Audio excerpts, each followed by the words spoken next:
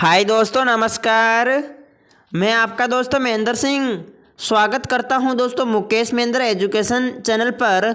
और दोस्तों आज हम कक्षा 12 हिस्ट्री के अंदर चैप्टर नंबर 11 है विद्रोह और राज।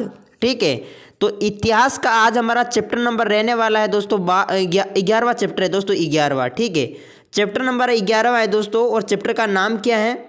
विद्रोह और राज, यानी 1857 का आंदोलन और उसका व्याख्यान। ठीक है, तो दोस्तों मोस्ट इम्पोर्टेंट ये चैप्टर है और बिल्कुल सरल सा चैप्टर है। और ये चैप्टर जो है ये आपके 4 नंबर का चैप्टर है दोस्तों। इस वीडियो को देखने के बाद आपके 4 नंबर पक्के हो जाएंगे दोस्तों।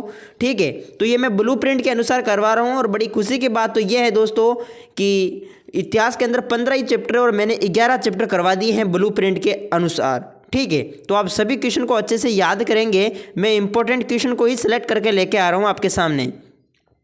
तो यहाँ पर पहला क्वेश्चन देखते हैं दोस्तों कि 1857 के विद्रोह के समय भारत का गवर्नर जनरल कौन था? जब 1857 का विद्रोह हुआ था उस समय भारत के गवर्नर जनरल कौन थे? तो उस समय भारत के गवर्नर जनरल थे लॉर्ड कैनिंग। ध्यान रखना दोस्तों, जब 1857 का विद्रोह हुआ था उस समय भारत के गवर्नर जनरल कौन थे? Lord Canning. और ये क्वेश्चन आपके 1 नंबर के अंदर आ सकता है, ध्यान रखना। चलो देखते हैं अगला दूसरा क्वेश्चन है आपके सामने कि लखनऊ में 1857 ईस्वी का विद्रोह कब शुरू हुआ? लखनऊ में, तो लखनऊ में 1857 ईस्वी का विद्रोह कब शुरू हुआ था दोस्तों? 4 जून 1857 को। लखनऊ में कब हुआ था? 4 जून 1857 को। तीसरा क्वेश्चन देखिएगा कि 1857 को विद्रोह को प्रथम स्वतंत्रता संग्राम किसने कहा था? 1857 के विद्रोह को प्रथम स्वतंत्रता संग्राम किसने कहा था? तो विनायक दामोदर सावरकर ने, वी.डी. सावरकर ने दोस्तों क्या कहा था? 1857 के विद्रोह को प्रथम स्वतंत्रता संग्राम कहा था। किसने कहा था? वी.डी. सावरकर ने। चलो देखते हैं अगला चौथा क्वेश्चन। मोस्ट इंपॉर्टेंट क्वेश्चन है दोस्तों, कई बार पूछा गया है दोस्तों कि खूब लड़ी मर्दानी वो तो झांसी वाली रानी थी, ये कविता किसके द्वारा शुरू लिखी गई थी? तो ये लिखी गई थी दोस्तों, कवियत्री थी सुभद्रा कुमारी चौहान। ठीक है, तो कवियत्री सुभद्रा कुमारी चौहान द्वारा ये कविता लिखी गई थी कि खूब लड़ी मर्दानी वो तो झांसी वाली रानी थी। मोस्ट इंपॉर्टेंट 1 नंबर के अंदर आ सकता है। सहायक संधि किसने शुरू की थी? मोस्ट इंपॉर्टेंट क्वेश्चन है, सहायक संधि किसने शुरू की थी? आपके प्रश्न पूछा जा सकता है कि सहायक संधि का जनक किसे कहा जाता है? सहायक संधि के जनक किसे कहते हैं? जनक, तो सहायक संधि के जनक कहते हैं लॉर्ड वेलेस्ली को। और सहायक संधि किसने शुरू की? लॉर्ड वेलेस्ली ने शुरू की थी। कब की? 1798 ईस्वी में। और सहायक संधि के जनक भी किसे कहा जाता है? लॉर्ड वेलेस्ली को कहा जाता है। मोस्ट इंपॉर्टेंट है, याद कर लेना दोस्तों। चलो देखते हैं छठा क्वेश्चन है आपके सामने कि ये गिलास फल एक दिन हमारे ही मुंह में आकर गिरेगा, यह अवध रियासत के बारे में किसने कहा था? तो ये अवध रियासत के बारे में कहा था लॉर्ड डलहौजी ने कि ये गिलास फल एक दिन हमारे ही मुंह में आकर गिरेगा। ये अवध रियासत के बारे में किसने कहा था? तो लॉर्ड डलहौजी ने कहा था। और लॉर्ड डलहौजी का एक दोस्तों कौन सा सिद्धांत प्रसिद्ध है? हड़प सिद्धांत प्रसिद्ध है, ध्यान रखना। हड़प सिद्धांत लॉर्ड डलहौजी ने दिया था। चलो देखते हैं 7वां क्वेश्चन। अगला 7वां क्वेश्चन है आपके सामने कि 1857 की क्रांति के समय दिल्ली का शासक कौन था?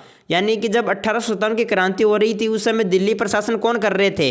तो दिल्ली पर शासन कर रहे मुगल बादशाह बहादुर शाह जफर द्वितीय। बहादुर शाह जफर द्वितीय ये शासन कर रहे थे दिल्ली के अंदर।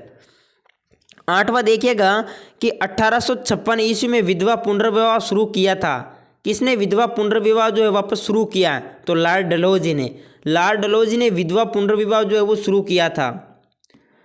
9वां क्वेश्चन है आपके सामने कि गोद निषेध, ध्यान रखना दोस्तों, गोद निषेध प्रथा के तहत, गोद निषेध प्रथा के तहत सर्वप्रथम हड़पा गया राज्य कौन सा था? तो ये था दोस्तों सतारा, जो कि महाराष्ट्र के अंदर पड़ता है। 1848 ईस्वी में इसे हड़प लिया था।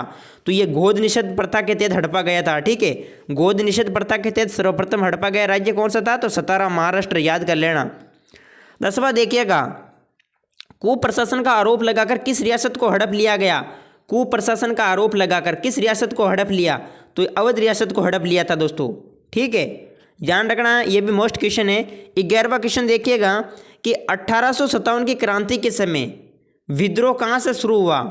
1857 क्रांति का जो विद्रोह हो ये कहाँ से शुरू हुआ? सर्वप्रथम तो मेरठ से हुआ दोस्तों। 10 मई 1857 को ये विद्रोह जो है मेरठ से शुरू हुआ था। ठीक है, वैसे देखो प्रश्न पूछा जाए कि योजना अनुसार 1857 की क्रांति जो है वो कब होनी थी, तो योजना अनुसार क्रांति होनी थी 31 मई 1857 को। लेकिन क्रांति क्या है, पहली हो गई दोस्तों 10 मई 1857 को, पहले शुरू हो गई। ठीक है, योजना अनुसार 31 मई 1857 को होनी थी, लेकिन पहले हो गई 10 मई 1857 को। ध्यान रखना मेरठ से। ठीक है, मेरठ यूपी के अंदर। 12वां क्वेश्चन देखिएगा, 1857 की क्रांति का तात्कालिक कारण क्या था। तो 1857 की जो क्रांति हुई इसका तात्कालिक जो कारण था वो था सैनिक कारण। ठीक है, आपको पता होगा गाय और सूर की चर्बी। ठीक है, गाय और सूर की चर्बी वाला जो कारतूस था ये 1857 की क्रांति का प्रमुख कारण था। ठीक है, तो ये प्रमुख आपको ध्यान रखना दोस्तों। ये मैंने बिल्कुल अच्छे से, बिल्कुल आसान से शब्दों के अंदर दोस्तों मैंने अपने नोट्स के अंदर लिख रखा है। वे जिन्होंने नोट्स पढ़े हैं तो वो तो बिल्कुल इस क्वेश्चन को आसानी से कर पाएंगे। ठीक है, जो सैनिक कारण ये है, ये 1857 क्रांति का तात्कालिक कारण है। ठीक है, चलो देखते हैं हथियारों पर क्या है कि जैसे बंदूक जो भी है, हथियारों पर गाय और सूर की चर्बी मिला दिया था प्रमुख अंग्रेजों ने। तो ये वैसे आपने मैंने नोट्स के अंदर पढ़े होंगे। 13वां क्वेश्चन देखिएगा कि सहायक संधि की शर्तें बताइएगा। जो सहायक संधि हुई थी इसकी प्रमुख शर्तें बताओ, सहायक संधि की क्या क्या शर्तें हैं। तो शर्तें प्रमुख आप लिख सकते हैं कि नवाब अपनी सेना समाप्त कर देगा और अपनी रियासत में अंग्रेजी सेना के टुकड़े को तैनात करे, अपने दरबार में विद्यमान ब्रिटिश रेजिडेंट की सलाह पर कार्य करे। तो इस तरीके से प्रमुख मैंने 3 पॉइंट लिखे हैं। सहायक संधि की प्रमुख ये शर्तें हैं। हड़प नीति तथा गद्दर से आप क्या समझते हैं। एक तो हड़प नीति एक गद्दर है, तो इन दोनों से आप क्या समझते हैं। तो हड़प नीति ये शब्द डलहौजी की नीति के लिए प्रसिद्ध होता है। ठीक है, हड़प नीति ये शब्द जो है वो डलहौजी की नीति के लिए प्रसिद्ध है। जबकि गद्दर की बात करें तो ये 1857 ईस्वी के विद्रोह के लिए प्रयोग होने वाला शब्द है गद्दर। ठीक है, इसके अलावा 15वां क्वेश्चन देखिएगा कि देहात और रेजिडेंट। देखिएगा दोनों ये मोस्ट क्वेश्चन है, देहात और रेजिडेंट, इनसे क्या तात्पर्य है। तो देहात और रेजिडेंट से तात्पर्य, देहात ग्रामीण क्षेत्रों को देहात कहते हैं, ग्रामीण जो क्षेत्र है उसे देहात कहते हैं। जबकि रेजिडेंट की बात करें तो ये गवर्नर जनरल का प्रतिनिधि होता था। इसके अलावा 16वां क्वेश्चन देखिए कि अवध के गांव वालों से निपटने के लिए अंग्रेजों को किन मुश्किलों का सामना करना पड़ा। तो आप लिख सकते हैं कि अवध के ग्रामीण लोगों ने संचार व्यवस्था मजबूत बना रखी थी, जिससे अंग्रेजों के आने की सूचना मिल जाती थी। दूसरा पॉइंट है कि अंग्रेजों के आने की सूचना मिलने पर ग्रामीण लोग तुरंत तितर बितर हो जाते थे, जिससे अंग्रेज उन्हें पकड़ने में असमर्थ थे। गांव वालों की संख्या अधिक थी तथा उनके पास बंदूकें भी थी, इसलिए अंग्रेजों की कई समस्याओं का सामना करना पड़ता था। ये क्वेश्चन जो है दोस्तों ये मोस्ट इंपॉर्टेंट है और ये सीबीएसई एग्जाम में पूछा गया है, पहले सीबीएसई एग्जाम में। ध्यान रखना, अवध के गाँव वालों से निपटने के लिए अंग्रेजों को किन मुश्किलों का सामना करना पड़ा। मोस्ट क्वेश्चन है, याद कर लेना दोस्तों इसको पॉइंट वाइज। बड़े नंबर के अंदर आ सकता है, 4 नंबर के अंदर। ये जो चैप्टर है 4 नंबर का ही है। आप देख सकते हैं 17वां क्वेश्चन है कि अंग्रेजों के प्रति अवध के लोग विरोधी क्यों थे।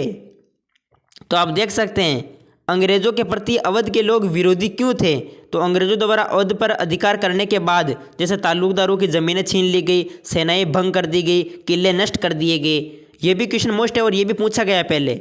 18वां क्वेश्चन है कि फिरंगी किस भाषा का शब्द है। तो फिरंगी फारसी भाषा का शब्द है, ध्यान रखना दोस्तों। ठीक है, 19वां क्वेश्चन आप देख सकते हैं कि 1857 की क्रांति का आर्थिक और तात्कालिक कारण को स्पष्ट कीजिए। देखिएगा दोस्तों ये 19वां क्वेश्चन मैंने आपके लिए छोड़ा है और ये प्रश्न मोस्ट इंपॉर्टेंट है, इसलिए दोस्तों ये आपको ही करना है। 1857 की क्रांति का आर्थिक और तात्कालिक कारण मैंने नोट्स के अंदर बिल्कुल आसान से आसान शब्दों के अंदर लिख रखा है, बिल्कुल आपके अच्छे से समझ में आ जाएगा। तो बिल्कुल ये छोटा सा वीडियो था दोस्तों, आपको कैसा लगा मुझे कमेंट बॉक्स में बताएंगे दोस्तों। और मेरे हिसाब से आपको अच्छे से समझ में आ रहे होंगे दोस्तों। मैं थोड़ा जल्दीबाजी में करवा रहा हूँ ताकि आपका भी टाइम जो है वेस्ट ना हो। और अगर आप चैनल पर नहीं हैं तो चैनल को ज़रूर सब्सक्राइब करें दोस्तों, ताकि आगे आने वाली वीडियो की जो नोटिफिकेशन है वो आप सभी को समय समय पर मिलती रहे।